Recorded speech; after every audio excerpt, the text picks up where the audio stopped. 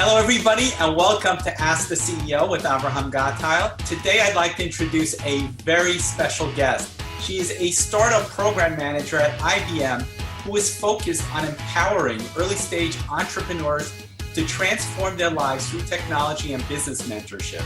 She is a division-level lead for IBM's Call for Code initiative, which involves preparing for and responding to natural disasters with technical innovation. Prior to joining IBM, she spent several years in Microsoft's Airband initiative, where she was an impact investor focused on internet and energy access. She is currently co-chair of IEEE's Digital Skills Working Group and is a founding member of the Coalition for Digital Intelligence with the World Economic Forum, OECD, IEEE, and the DQ Institute. She is the founder and CEO of MentorNations, a youth-led digital literacy movement which aims to inspire underserved communities via access, skills, and utilization of technology. She holds 2 master's degrees in supply chain and finance and is working towards her PhD in international business. Her research focus is the digital inclusion of indigenous communities. It is my pleasure to welcome the one and only Melissa Sassi. Welcome, Melissa. Thank you. Thank you. It's always interesting having someone read your bio to you. For sure. You know, it's the same thing with me. You know, when they read the bio, I'm like, wow, yeah, that's me. Well, it's awesome. I love the backdrop. Looks like you're outside in beautiful California. That's exactly right. You know, I was sitting inside in a conference room and I got kicked out of the conference room, and right now we have the joys of being outside, where we've got some big carts going behind us. So hopefully it's not too noisy for everyone. But I looked outside and I thought, you know, what a better place to have a conversation with you, sitting outside. Absolutely, and that's, you know, the beauty of technology, where we can just be anywhere and be productive at work. My office now is in San Jose, California, and I'm on IBM's campus. Fantastic. So let's talk about that. You know, Melissa, I think it's an amazing initiative that you're involved with. You know, with the onset of the gig economy, many people are turning to entrepreneurship in order to go after their dreams or make an impact in the world. But as you know, many small businesses fail within the first year of business. What kinds of resources does IBM offer to help startups become viable during that critical first year in business and beyond? Yeah, so we've got a number of different programs within the family of IBM. My particular focus is on a program that's called IBM Hyper Protect Accelerator, and it's geared toward focusing on both FinTech and HealthTech. And we just launched it on the middle of the month, the middle of June. Wow, so it's brand new. It's brand new. It's hot off the press. We are just going through the application phase now. Applications close on July 31st. We'll make decisions in September. And what they'll receive will be, first off, an in-person accelerator that will focus on both technical mentorship, so cloud onboarding. It'll focus on IBM products like Hyper Protect. It'll focus on AI and then blockchain. And we'll have experts from throughout IBM that will help have a tailored approach to each of these startups when it comes to their technology roadmap and what they're looking to achieve. And then we'll also have a kind of more business-focused kind of set of curriculum that's catered toward, you know, the many reasons why startups fail, whether that's, you know, lack of market focus or market viability or the problem statement, or, you know, their mission statement, or many other things like access to capital. So we'll focus on that. We'll have an in-person demo day where VCs, IBM partners, customers, stakeholders will be present. And this is all about how do we help this cohort gain access to capital? How do we help to evolve them? They'll have 1 year of business mentorship, 2 years of technical mentorship. Those will happen virtually because we want a diverse cohort that is quite geographically dispersed. I'm really hoping that we have a good set of applicants come in, and those that are kind of fit for purpose in terms of what we're looking for. And what we're looking for will be FinTech and HealthTech startups, less than $1 million in revenue, less than 5 years old, legal entity, website, matching email address. I love what you're saying because, as you know, entrepreneurs wear many different hats and they sort of have to become a jack of all trades. But in order to succeed in anything, you have to focus, which means you have to double down on what you're good at and sort of farm out the things that you're not good at. That's exactly right. Right? So it's wonderful that IBM has all these resources because it's pretty much like a business in a box that you're offering them. Yeah. This is why I joined IBM. I see this as launching my baby, if you will. I'm very passionate personally about technology entrepreneurship and the role that being an entrepreneur can play in terms of really advancing your career and giving you opportunities that you might not have thought were possible otherwise. We've got partners in place with Queen City FinTech, Medici, and IBM AlphaZone, which is a Tel Aviv-based accelerator. And from all of the curriculum they have available, the mentors, we're really looking forward to, even co-marketing with this cohort and helping to tell their stories. I'm also hoping that we have some really great social stuff that comes out of this. And what I mean by that is doing well while doing good. Is it increasing healthcare outcomes? Is it increasing financial health or intelligence? What role can IBM play to not just think about cool technology and innovation, but what can we do to think about solving the sustainable development goals and, alleviating poverty or, creating a more balanced economy? Yeah, and that's so much more, like you said, more than just the technology. It's actually making an impact in the world. Yeah. But let's focus on the technology just a little bit, and let's talk about what kind of technology does IBM offer these startups as part of the IBM Hyper Protect Accelerator? Yeah, so the first thing is cloud credits, so $120,000 in cloud credits, and it's $10,000 a month per startup, use it or lose it, and that can be put toward our suite of products. That could be put toward cloud storage, so we'll help with cloud onboarding. We believe in a hybrid cloud approach, so if they are working on other clouds, whether that's any of our competitive set, okay, fine. But we've got a really interesting product that's called IBM Cloud Hyper Protect Services, and it's all about encrypting all of your data versus bits and pieces of it. And it also involves our client or the startup managing their keys instead of us, the cloud administrator, managing them on their behalf. This is super relevant for highly regulated industries like financial services, like healthcare, insurance, etc. And so that's why we're focused on those industries, because we believe that this product really, sets itself apart from our competitors. And it's, I kind of like to say, encryption on steroids.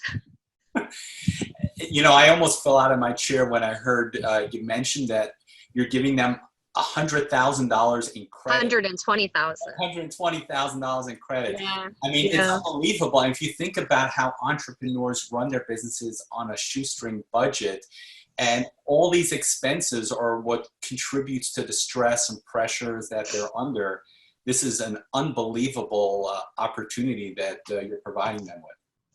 Yeah, it's my hope and my dream that we identify some really game-changing startups that can not just make use of our technology, but we can help to turn them into the next unicorn through our network of partners. I mean, imagine the opportunity that these startups have, especially in FinTech and HealthTech, where we've got very strong relationships in the financial services industry with, the largest financial services institutions on the planet.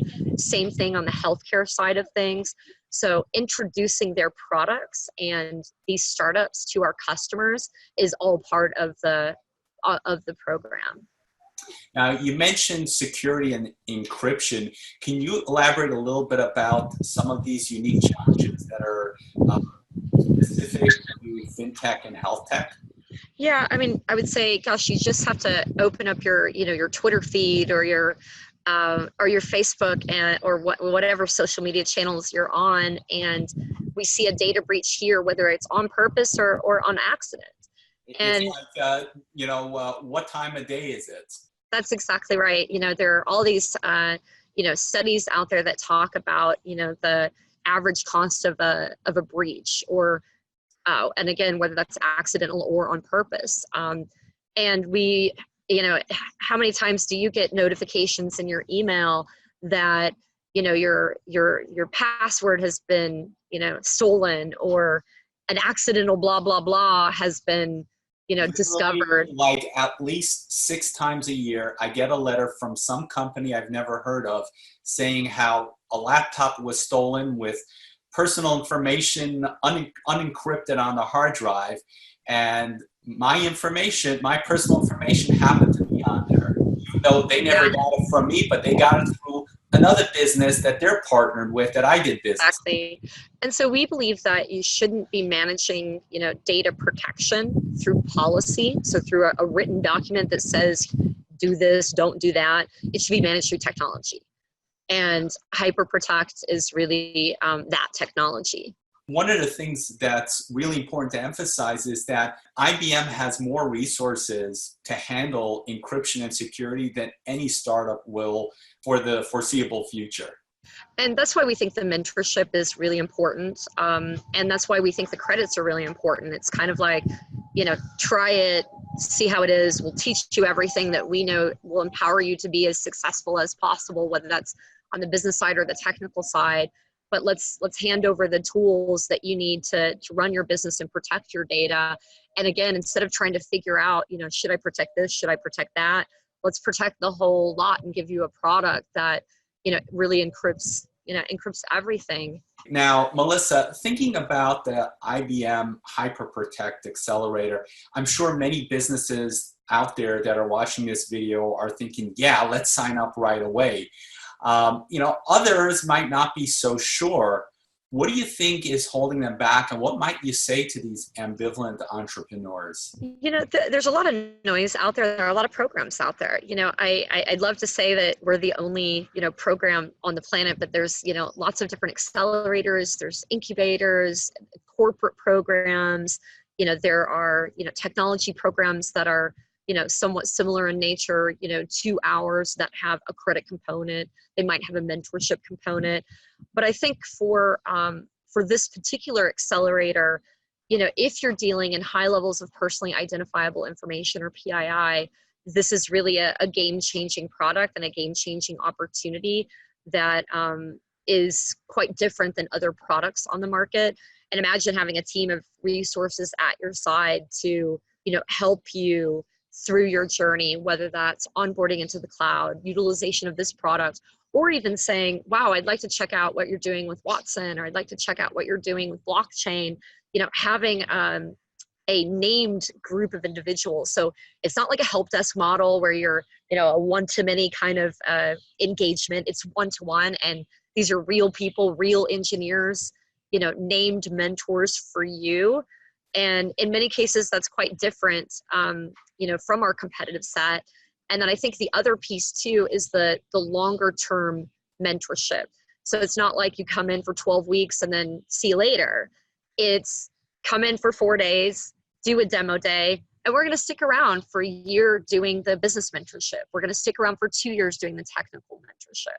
It's a much more longer term, engagement, and we much more strategic and one-on-one versus one-to-many. And this is such a paradigm shift from the perception that people had about IBM with regards to smaller companies and startups. A lot of the people that I talk to, whether it's the VC community, the startup community, whether it's here in Silicon Valley or Tel Aviv or anywhere else,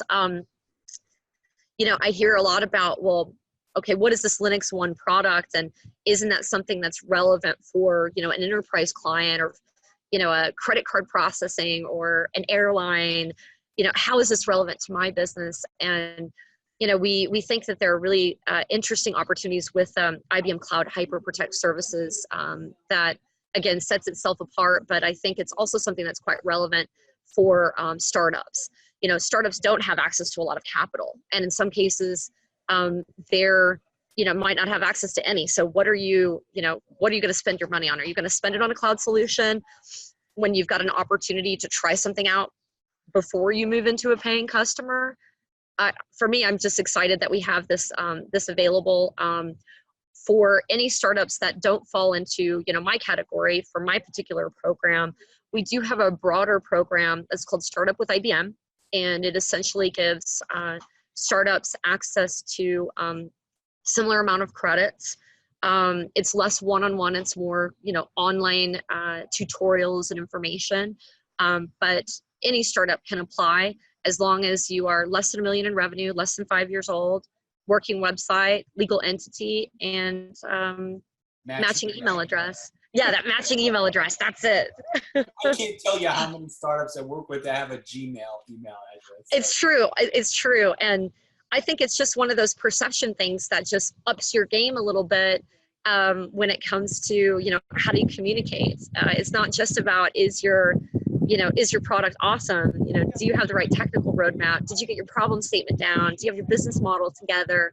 You know, it's some of these little things that, you know, it is important to, show how you're thinking about the long term. So Melissa, how can people participate in the IBM Hyper Protect Accelerator program, and where can people go to connect with you? Perfect. So if I'm not mistaken, keep me honest, you're gonna put a link on the screen, which I hope you will. I will, and I'll also post that to the show notes so people can just click on that and get right to it. Awesome.